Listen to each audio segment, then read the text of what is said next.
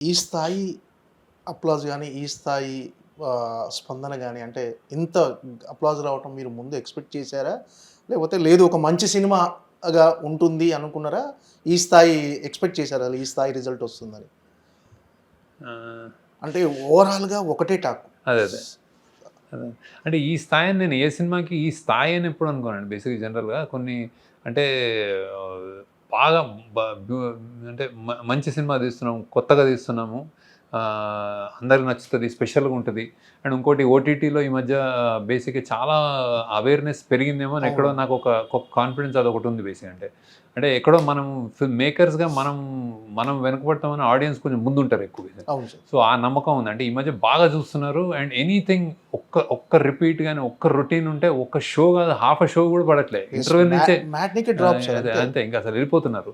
So, ఇలాంటియన్నీ ఏమనిపించిందంటే they are probably waiting. ఒక హ్మ్. ఎక్కడో ఆడియన్స్